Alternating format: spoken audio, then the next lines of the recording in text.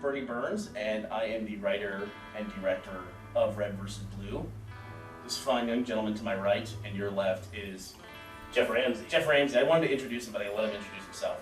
And who do you play?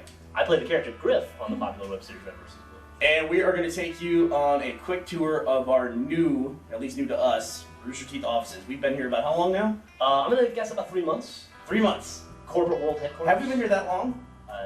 Let's say 3 weeks. 3 weeks. Because that'll explain why we haven't unpacked completely. Just moved in yesterday.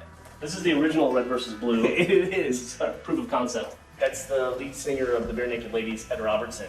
And he was a big Red vs. Blue fan and got in contact with us and was cool enough to grace us with a performance as Captain Dynamic. And also as Captain Butch Flowers in the show Red vs. Blue. I was crowned, what was I crowned? Bungie's biggest fan. Halo's biggest fan. Halo's biggest fan. In 2004. We got this very awesome framed poster with everybody from Bungie signing it. And I think I got to be in the credits of Halo PC as well. You did? Also yeah. very cool. Halo's biggest fan. But this is one of my favorite things. This is one of the guys who watched Red vs. Blue guy from the military sent this to us. This is the Iraqi bootleg edition of Red vs. Blue. We were a little distressed to find out that the bootleg editions of Red vs. Blue sold in Baghdad actually had nicer printing than our box sets. They actually have embossing on here and everything. Red vs. Blue gives viewers a new take on the Halo universe, and RVB creator talked to Martin about their internet fan. We have no idea who Martin is. Kevin, don't know who that is, reveals some secrets on PC password hacks as well as part of his Spurts program. None of that makes any sense to us. Let's head upstairs and see the production area. This is the main production area. This is where we do most of the production on Red vs. Blue. This is the Red vs. Blue production environment. We have the characters on the red and the blue box acting here. And then we have this box, which is our reach box. This is our director console. And then the cool thing about the way we produce Red vs. Blue is that since we're doing it shot by shot, we actually edit as we produce it. This is Joel. Joel plays our most popular character in Red vs. Blue. He plays Caboose. And Joel, what else do you do besides play Caboose and impress millions of viewers? That's a good, I guess Matt and I and a lot of the other guys at the company, we do contract work and we do commercials and we do shorts and we do a lot of stuff. We like memo pads here at Rooster Teeth. They're blue. It's a sound dampening fish. If you say anything near him, you can't actually hear what's being said.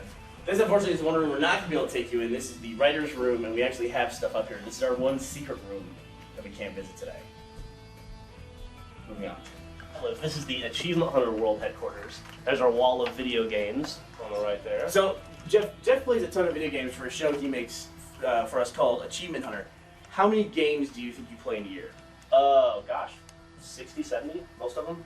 So the big opinion is that a lot of times with Rooster Teeth, because we spend so much time making content for video games, that we just sit around playing video games all day. That's actually true for you. For me. Right. Over here we have our official mascot of the company, Pongo, who's apparently been asphyxiated.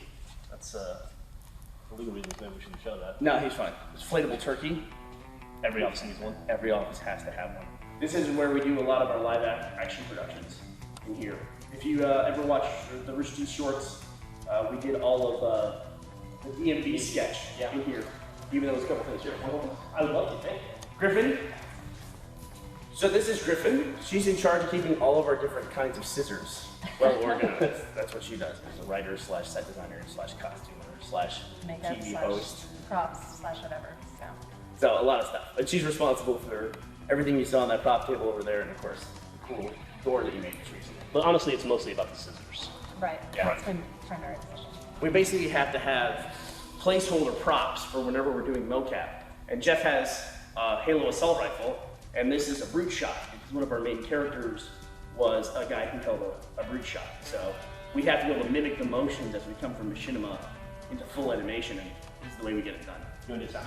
Pew, pew. This is our exit door, and so we thought it'd be really fun if we built this place out slowly but surely with a lot of video game themed objects. And this is one of the first ones we did. That's a safe room door from Left 4 Dead. In case of an apocalypse, we know where to get. I feel safer with it there. Griffin went through, put big straps of metal on there and riveted them into place. She was super excited because she got to buy a rivet gun. That's what every girl wants, right? Matt plays Sarge in Red vs. Blue. That's right, I do. Yeah, my office is not so great. This is kind of a problem area, and also the rest of it is a problem area. So get out of here, dirtbags! Too bad Waypoint doesn't have a jingle. You can sing it. Yeah. Oh, Waypoint, it's Waypoint, where you gonna go? Hey, Waypoint! The end.